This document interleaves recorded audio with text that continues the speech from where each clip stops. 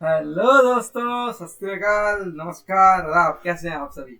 मैं आशा करता हूँ आप सभी अच्छे होंगे। मैं सुदेश रावत आप सभी का स्वागत करता हूँ हमारे लेक्चर नंबर 8 में of force and laws of motion, which is basically our part 2 of our lecture number 7, जिसमें हमने क्वेश्चंस किए थे एक्सरसाइज के, है ना। हम यहाँ पे पार्ट 2 लेके आ चुके हैं आपके लिए। Okay, part 2 of our exercise solutions. Okay, so यहाँ पे हमारे बाकी बच्चों को क्वेश्चन करने वाले हैं। हम फोकस करेंगे हमारे क्वेश्चन जल्दी हो जाए, इससे हमारा एडवांस लेक्चर कल आ सके, है ना। So let's read down this questions. So our first question is for the question number 11। Without time waste किए हम क्वेश्चन पे सीधे आते हैं, ज्यादा बातें नहीं करेंगे, है ना। तो सीधे स्ट्रेट करते हैं हमारे क्वेश्चन पर। तो हमारा क्वेश्चन क्या कह रहा है? Two objects each of mass 1.5 kg are moving in the same straight line but in the opposite directions. Okay, क्या बोल रहे हैं कि टू ऑब्जेक्ट्स हैं, वो सेम लाइन में मूव कर रहे हैं, मतलब सेम स्ट्रेट लाइन मूव कर रहे हैं, बट इन अपोजिट डायरेक्शन। वो एक ऐसे जा रहा है, एक ऐसे जा रहा है। Okay okay, the velocity of each, the velocity of each, नीचे रखते हैं, नीचे पढ़ते हैं क्वेश्चन को। 1.5 kg मास तो पढ़ लिया ना अपन ने, मास पढ़ लिया। चलो तो फिर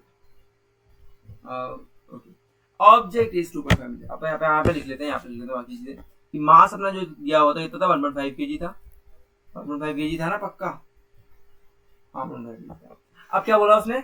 वेलोसिटी दोनों की इतनी है, 2.5 kg है, ठीक है। Before the collision during which they stick together, what will the velocity of the combined object after collision? अब देखो क्या बोला उसने कि भाई दो ऑब्जेक्ट्स हैं हमारे, ठीक है, एक सेम मोशन में चल रहे हैं। अब वो दोनों टकराने वाले हैं, स्टिक टुगेदर। उसने खुद बोल दिया। चाहते तो मोशन ऐसा भी हो सकता था कि ये ऐसा जा रहा है, ऐसे जा रहा है, ऐसा ऐसा हो सकता, तुम बोलते सारे टकरा ही नहीं रहे। ऐसा नहीं हो रहा है, लेकिन यहाँ पे क्या हो रहा है कि वो टकरा रहा है। उसने खुद बोला कि स्टिक टुगेदर। उसने ये बोला कि स्टिक होने के बाद what is the velocity of the combined object after collision, मतलब कोलिजन के बाद कंबाइंड, जब कंबाइंड कौन सा मोशन होगा? कंबाइंड मोशन जब होगा जब वो चिपके रह जाएंगे, जब वो चिपके रह जाएंगे, तब उस मोशन की वेलोसिटी क्या होगी। तो भाई initial momentum to final momentum, initial momentum क्या है जल्दी से बता दो सर। m इंटू वी, अगर इस डायरेक्शन में पॉजिटिव ले लूं सर, तो फिर ये वाला मेरा नेगेटिव हो जाएगा, इसकी वेलोसिटी नेगेटिव हो जाएगी। तो इसका एम वी कितना हो जाएगा? 1.5 इंटू 2.5। अब इसका सर हो जाएगा सेम मास है, तो 1.5 into 2.5 sir is equal to, जब स्टिक टुगेदर हो जाएंगे तो मास दोनों का सेम हो जाएगा, दोनों का मतलब मास कंबाइन हो जाएगा। कंबाइन मास कितना हो जाएगा? 2 टाइम्स 1.5 इंटू कंबाइंड वेलोसिटी यानी वी। सर ये तो जीरो दिख रहा है ना सीधे सीधे, और हाँ जीरो है, तो भाई वेलोसिटी कितनी आ जाएगी? जीरो आ जाएगी। तो वेलोसिटी कितनी आ रही है? जीरो। जीरो क्यों आनी भी क्यों चाहिए, जरा सोचो भी ना, ये चीज सोच के भी देखो भाई। दो ऑब्जेक्ट्स है, सेम मास है, सेम वेलोसिटी है, टकराएंगे एक दूसरे से, तो कोई किस पे फोर्स नहीं लगाएगा भाई, दोनों सेम ही तो हुआ कि भाई जब सेम ही है, जब सेम दो ऑब्जेक्ट टकरा रहे हैं, तो भैया काहे का फोर्स और काहे का मास और काहे की फोर्स जो उसे आगे मूव कराएगी। जब मूव ही नहीं करेगा तो भाई वो रेस्ट पे रह जाएंगी, सिंपल सी बात। तो हो गया, वेलोसिटी जीरो हो जाएगी, वेलोसिटी कितनी आ जाएगी? Zero, revert zero. दोनों बात एक दूसरे को मोशन कैंसिल कर देंगे, ठीक है। अकॉर्डिंग टू थर्ड लॉ, ये सब बोले ऐसा है जैसे मान लो कि डुप्लीकेट, डुप्लीकेट ही तो सेम वेलोसिटी है, सेम मास है, डुप्लीकेट ही तो है। एक डुप्लीकेट दूसरे डुप्लीकेट से टकराएगा तो भाई दोनों के सेम रह जाएंगे ना, खड़े रह जाएंगे वहीं पे, वही वैसे। According to third law of motion, when we push an object, the object pushes back to us with equal and opposite force. हाँ बिल्कुल सही है। If the object is a massive truck parked along the road side, it will probably not move. सीधी बात है, if object is a massive truck parked along the roadside, it will probably not move, move नहीं करनी है। A student justify this is by answering that two opposite or equal forces cancel each other. Comment on the logic why the truck does not move. भाई अब उसने क्या बोला कि, क्या बोला उसने कि ट्रक जो है हमारा, रोड साइड पे हमारा ट्रक खड़ा हुआ था, रोड साइड पे हमारा ट्रक खड़ा हुआ था, ठीक है। ठीक, अब ट्रक का जो मास है वो काफी ज्यादा है, ट्रक का मास है काफी ज्यादा है, तो ट्रक जो फ्रिक्शन लगा रहा होगा, फ्रिक्शन लगा रहा होगा बैक डायरेक्शन, जो हमारा रोड होगी फ्रिक्शन लगा रही होगी बैक डायरेक्शन में, नहीं लगा रही होगी। हमारा जो स्टैटिक फ्रिक्शन है, देखो फ्रिक्शन दो तरीके का होता है, फ्रिक्शन तरीके से होता है, दो तरीके होता है, एक होता है स्टैटिक, एक होता है काइनेटिक। काइनेटिक नहीं होता, उसे बोलते हैं, उसे नॉर्मल फ्रिक्शन कहते हैं, स्टैटिक और हाँ kinetic friction, sorry kinetic friction मतलब होता है जब वेलोसिटी आ जाती है। स्टैटिक क्या होता है? जब पार्टिकल रेस्ट पे होता है, और काइनेटिक होता है जब वो मूव कर रहा होता है, मतलब जब मूव करने लगेगा तो काइनेटिक फ्रिक्शन लगेगा और वरना स्टैटिक फ्रिक्शन लगता है। तो क्या होता है कि भाई अब when pushing the truck with small force, जब हम स्मॉल फोर्स से ट्रक को पुश करेंगे, ठीक है, तो frictional force cancel out the applied force. जब हमने मान लो स्मॉल फोर्स से पुश किया, ठीक है, पुश कर रहे हैं हम, ठीक है, तो जो फ्रिक्शन फोर्स है वो काफी ज्यादा है ट्रक और इसके बीच में, हमारे टायर्स के बीच, ट्रक और जो अर्थ के बीच में काफी ज्यादा फ्रिक्शन फोर्स होगा, तो वो क्या कर देगा, कैंसिल कर देगा, क्योंकि छोटे से फोर्स से क्या फर्क पड़ रहा है।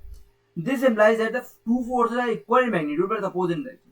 क्या कि यही इम्प्लाई कर रहा है कि भाई जब तुम फोर्स इस डायरेक्शन लगा रहे हो तो फ्रिक्शन पीछे डायरेक्शन में लग रही है, हम जब फोर्स आगे डायरेक्शन में लगाएंगे तो फ्रिक्शन पीछे डायरेक्शन में लगेगा ही लगेगा। तो यही इम्प्लाई करता है कि भाई उतना ही फ्रिक्शन लगेगा। देखो फ्रिक्शन की यहाँ पे प्रॉपर्टी आती है जो तुम्हारे, ये क्या हुआ, देखो क्या होता है, थोड़ा सा एडवांस कॉन्सेप्ट है ये, तो समझाता हूँ, ट्राई करता हूँ बताने की, शायद तुम समझ जाओ, है ना। एक बार समझाता हूँ, शायद समझ आ जाए, ठीक है, नहीं आया तो तुम सिंपल समझना कि भाई तुम जो छोटा सा फोर्स लगाओगे तुम्हारे ऑब्जेक्ट पे, मतलब ट्रक पर जो तुम छोटा सा फोर्स लगाओगे, वो जो फोर्स होगा ना, वो फोर्स काफी कम होगा, वो फोर्स काफी कम होगा तुम्हारे फ्रिक्शन के बावजूद। तुम्हारा फ्रिक्शन में उतना ही लगेगा जितना तुम फोर्स लगा रहे हो। ये बस मेन कॉन्सेप्ट है। चलो ये वाला जो तुम्हारा कॉन्सेप्ट है ना फ्रिक्शन का, एडवांस कॉन्सेप्ट, ये तुम्हारे एडवांस वाले लेक्चर में कवर कर दूंगा, ठीक है। तो you don't need to worry, तुम्हारा ये जो एडवांस कॉन्सेप्ट है थोड़ा सा ये, है ना, ये मैंने ग्राफ क्यों बनाया है यहाँ पे, ये एडवांस फ्रिक्शन जो है तुम्हारा कॉन्सेप्ट, तुम्हारा फ्रिक्शन पहले मैं तुम्हारा एक्सप्लेन करूंगा ढंग से, ये फ्रिक्शन स्टैटिक क्या होता है, काइनेटिक क्या होता है, ये तुम्हारा पूरा जो कॉन्सेप्ट है ये पूरा मैं तो समझाऊंगा तुम्हारे नेक्स्ट लेक्चर में, ठीक है। सो अभी के लिए इतना समझ लो कि तुम जितना फोर्स लगाओगे ट्रक पर, ठीक है, तो तुम्हारा ट्रक जो मूव क्यों नहीं करेगा, क्योंकि जो फ्रिक्शन है तुम्हारा वो भी उतना ही लगेगा पीछे की डायरेक्शन में, समझे। चलो ठीक है, नेक्स्ट अरे हाँ देखो, तो क्या ये समझ आया, according to third law of, ठीक है ये समझ आ गया, समझ आया कि तो थोड़ा सा अपने फोर्स लगाओगे तुम्हारा स्टैटिक फ्रिक्शन भी उतना ही लगेगा। स्टैटिक फ्रिक्शन क्या होता है, काइनेटिक फ्रिक्शन क्या होता है, डोंट नीड टू वरी, मैं बताऊंगा, मैं बोल रहा हूँ बताऊंगा पक्का, ठीक है। इस क्वेश्चन को तब तक के लिए मार्क करके रख लो, हम इसे नेक्स्ट लेक्चर जो हमारा आएगा उसमें डिस्कस करेंगे, ठीक है। A hockey ball of mass 200 gram traveled at 10 meters per second struck by a hockey stick so that return along the original path with a velocity of 5 seconds, ठीक है। क्या बोला, चेंज इन मोमेंटम अगर the motion, क्या बोला उसने, बड़ी simple इस चीज को हम समझते हैं। क्या बोला वो बोला कि भैया एक 200 ग्राम की बॉल है, ठीक है, एक बॉल 200 ग्राम की, मतलब कितना, 0.2 kg की एक ball, travelling at 10 metre per second, travelling at what, travelling at 10 metre per second, एक हॉकी स्टिक से, हॉकी स्टिक जो है तुम्हारी उससे स्टक कर जाती है, अरे हॉकी स्टिक ये टांग लग रही, अरे हॉकी स्टिक है भाई, हॉकी स्टिक से स्टक कर जाती है, ठीक है। स्टक करने के बाद भाई स्टक करेगी, टकराएगी तो भाई वापस भी आएगी, वापस आएगी कितने से, 5 मीटर पर सेकंड से। उसने बोला चेंज इन मोमेंटम बता दो, चेंज इन मोमेंटम क्या होता है sir, change in momentum but mv minus mu, है ना, mv minus mu, M initial इस डायरेक्शन को हम पॉजिटिव ले लें, तो पहला कितना था 0.2 इंटू 10 माइनस 0.2 इंटू 5 बस, और यहाँ भी कितना, यहाँ भी ये 5 नहीं -5, कितना -5, है ना, तो ये कितना हो जाएगा 0.5 यानी कि 1, ये 1 हो जाएगा ना, सिंपल सी बात है 1, और ये कितना हो जाएगा, ये हो जाएगा 2 माइनस 1 यानी 2 प्लस 1 3, सिंपल, ये प्लस आएगा यहाँ पर, तो ये वो 5 वापस जाएगा तो नेगेटिव डायरेक्शन में जाएगा ना, चेंज हो जाएगी डायरेक्शन उसकी, तो नेगेटिव लेंगे हम इस चक्कर में। अपोजिट बोला है उसने, खुद बोला है कि original path with the velocity of 5 metre per second, ठीक है। तो बस calculate the force applied in the motion of the hockey by the force applied by the hockey stick, हाँ by the force applied, by the force applied मतलब कि force लगाएगी ना hockey stick तभी तो वापस जाएगा, ठीक है। ये भी हो गया, 3 आ रहा है इसका आंसर, है ना, बस माइनस साइड लेना मत भूलना, उसका माइनस साइड नहीं लोगे तो गलत हो जाएगा तुम्हारा। चलो तो मूव करता हूँ अपने नेक्स्ट क्वेश्चन की तरफ। नेक्स्ट क्वेश्चन से क्या कह रहा है, क्या कह रहा है, पढ़ लो जल्दी से। A bullet of mass 10 kg, let me check the answer also, सही आंसर सही कि नहीं आ रहा है कि या क्या सकती है, बिल्कुल सही हमारा आंसर, कोई गलती नहीं किया हमने। हाँ, सो नेक्स्ट क्वेश्चन से कह रहा है अ बुलेट ऑफ मास कितना, अ बुलेट ऑफ मास, ये कितना मास है, 1 minute, a bullet of mass 10 gram, 10 gram का बुलेट, ठीक है, travelling horizontally with a velocity of 150 metre per second, 10 gram का bullet travelling with 150 metre per second, strike a stationary wooden block and comes to rest in 0.3 seconds, ठीक है। जब बताओ एक wooden ball, अब इस क्वेश्चन को आए करना पड़ेगा, अच्छा क्वेश्चन है, पता है ऐसे क्वेश्चन जेईई में भी होता है, मैंने करे हैं क्वेश्चन, काफी करे हैं यार ऐसे क्वेश्चन, है ना। समझो एक वुडन बॉक्स है, ठीक है, अगर इसमें गोली आके लगेगी, तुम बताओ, तो भाई 10 जाएगी गोली, दो गोली अंदर जाएगी नहीं जाएगी, यहाँ चली जाएगी। लेट सपोज हमारी गोली कुछ इतना अंदर गई, हमारी गोली कुछ इतना अंदर गई, ठीक है, और यहाँ के रेस्ट पे भी आ जाएगी भाई, तो हर चीज वेलोसिटी से आएगी 150 मीटर पर सेकेंड, 150 मीटर पर सेकेंड, और यहाँ कुछ रेस्ट पे आ जाएगी, रेस्ट पे आ गया नहीं मतलब v equal to 0, initial velocity दे दी, फाइनल वेलोसिटी दे दी, मास दे दिया, मास कितना दिया था 20 ग्राम था, आई थिंक सो, मास था 10 ग्राम और कम, हाँ गोली बहुत कम स्पीड बोलती है भाई, गोली बहुत ही कम होती है, मतलब 10 ग्राम ही है भाई। और क्या बोल रहा है वो बोल रहा है 10 ग्राम है, travelling horizontally with velocity 150 metre per second, stationary block comes to and 0.3 seconds, time कितना टाइम लग रहा है उसे काम होने में, काम 0 से 0 होने में 0.3 सेकंड लग रहे हैं, ठीक है। आप क्या पूछा उसने, ठीक है, calculate the distance of penetration of the bullet into the block, also the magnitude of force act by the block on the bullet, सब निकालना है इसमें, सब ही निकालना है इसमें। अब बताओ, टाइम दे दिया, v दे दिया, u दे दिया, t दे दिया, एक्सेलरेशन कैसे निकालूंगा, जल्दी से बता दो मेरे बच्चों, अगर नहीं तुम बता पाओगे तो फिर बेन तो मजा आ गया, जन तो मजा आ गया। Sir v is equal to U plus A T, simple, v कितना है 0, u कितना है 150, a कितना है पता नहीं, t कितना है 0.03, ये ऊपर ऊपर गया और दो ऊपर 0, कितना आ जाएगा 3/15 यानी -5000 एक्सेलरेशन, -5000 एक्सेलरेशन मीटर स्क्वायर। तो वुडन बॉक्स हमारा इतना ज्यादा रिटार्डेशन लगा, रिटार्डेशन क्या होता है कि सर एक्सेलरेशन नेगेटिव हो सकता है, डार्ड करना मतलब क्या, एक्सेलरेशन को नेगेटिव करना, वो रिटार्डेशन होता है हमारा, ठीक है।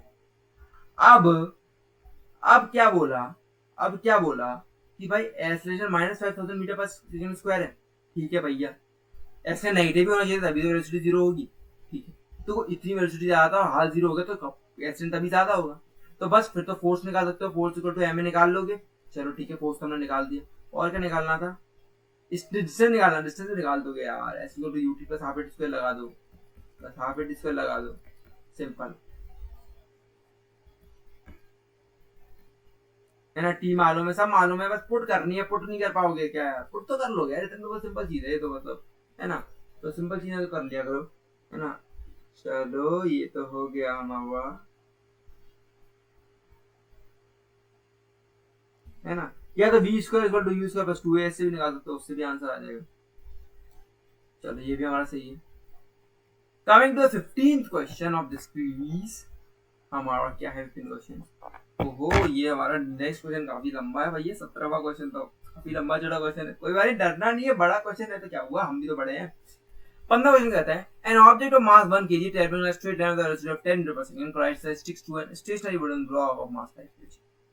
Then they both move together than the straight line for the empire. मैं इसका लॉजिक दे रहा हूँ, क्वेश्चन तुम्हें खुद करना है। क्या बोल रहा है, एक ऑब्जेक्ट है 1 किलो का, 1 किलो का, यहाँ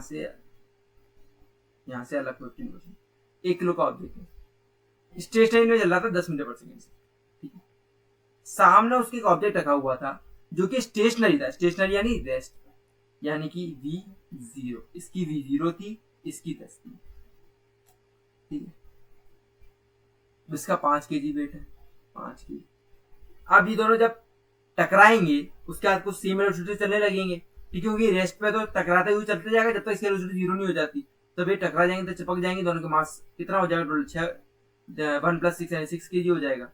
तो बस मोमेंटम निकालना है, मोमेंटम लगा दो, अंदर पीछे मोमेंटम, एक्सटर्नल कोई फोर्स है नहीं, इंटरनल है सारे फोर्स, तो लगा दो बस। क्या पहला मोमेंटम क्या होगा, m × v, इसका क्या होगा m × 0, कोई दिक्कत नहीं है, यहाँ पे m × 0 होगा ना इसका, जो वेलोसिटी 0 है, इसका क्या होगा सर 6 kg × वेलोसिटी, m भी कितना है सर 10 × 1 बाय 6 यानी v, ये तुम्हारा आंसर है, v आ गया तुम्हारा।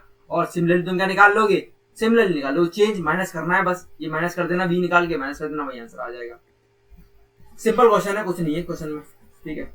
अगला क्वेश्चन क्या बोल रहा है, an object of mass 100 kg is accelerated with uniform velocity of 5 metre into 8 metre second 6 second.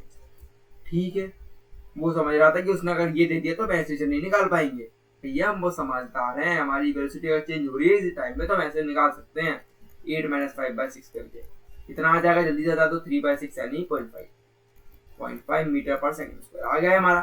Calculate initial final momentum of object, initial final momentum कैसे निकालेंगे, mv - mu, m पता है मालूम है सर, v पता है, v8 है, u5 है, निकाल लोगे, फोर्स बता दोगे, f * m * a। मैं नहीं कर रहा क्वेश्चन, बिल्कुल नहीं करूंगा क्वेश्चन, तो मतलब ये तो ना मैं छू ना क्वेश्चन को, तो ठीक है, अगर ये मुझे करना पड़े तो फिर तो ना तुमसे पे लालच है। चलो 15वां हो गया, 16वां हो गया।